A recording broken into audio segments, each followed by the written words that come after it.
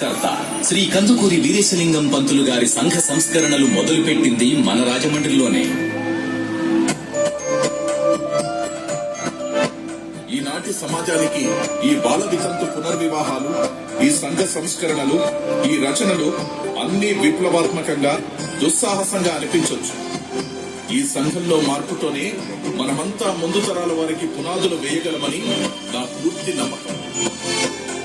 మీరు ధైర్యంగా ముందుకు నడవండి.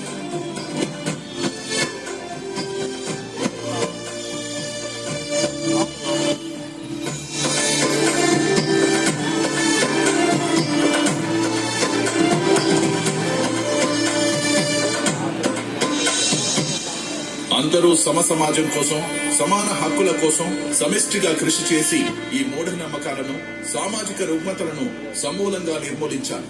మహిళలు చైతన్యవంతులై మగవారితో సమానంగా గుర్తించబడాలి. అలా కొన్ని సంవత్సరాల్లో బ్రిటిష్ వారి పాలనలోంచి భారతదేశం మేల్కొంది. ఆ సమయంలో తెలుగు వారికి స్ఫూర్తినివ్వడానికి అనీ బెసెంట్, లాల్ బాల్ పాల్ త్రయంలో పేరు పొందిన బిపిన్ చంద్రపాల్ లాంటి వారు రాజమండ్రి ముఖ్య కేంద్రంగా పనిచేశారు. ఇక జాతిపిత మహాత్మా గాంధీ గారికి రాజమహేంద్రవరంతో ఉన్న అనుబంధం చెప్పలేనిది. స్వాతంత్ర సమరంలో ఆయన పలుమార్లు రాజమండ్రికి రావడం, ప్రసంగాలు చేయడం జరిగింది. ఆయన మాటలకు స్ఫూర్తి పొందిన ఎంతో మంది తెలుగువారు ధారాళంగా విరాళాలిచ్చి దేశ స్వాతంత్ర్య పోరాటంలో అండగా నిలిచారు.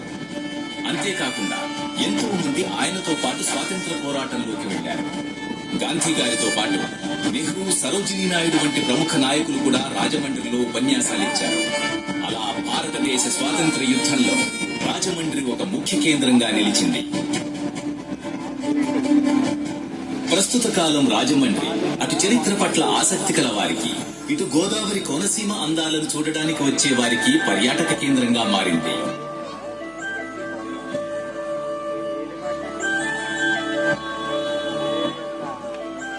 Sir Arthur Cotton Bridge,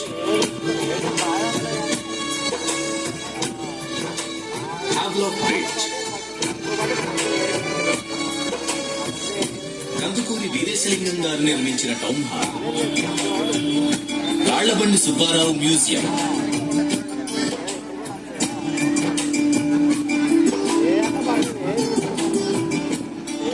Gautami గ్రంథాలయం,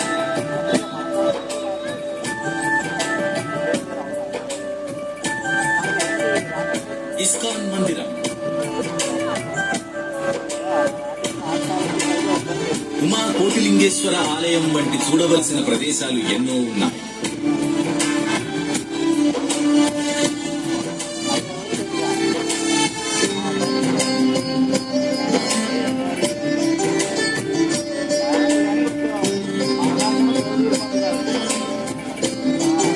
పాపికొండలలో పడవ ప్రయాణాలు కూడా ముఖ్యంగా రాజమండ్రి నుంచే మొదలవుతాయి.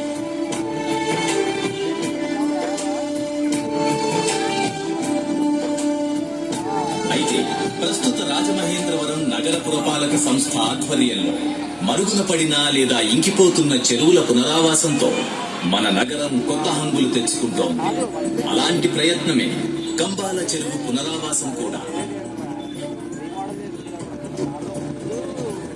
కంబాల చెరువును ప్రకాశం జిల్లా కంభం పట్టణానికి చెందిన శ్రీ కంభం నరసింహారావు గారు నిర్మించి గోదావరి నది ఒడ్డున కంభం వారి సత్రాన్ని నిర్మించారు. మన నగర పురపాలక సంస్థ, ఆంధ్రప్రదేశ్ ప్రభుత్వ ప్రోత్సాహంతో రాజమండ్రి ప్రజల ఆహ్లాదం కోసం ఉద్యానవనం కూడా నిర్మించింది.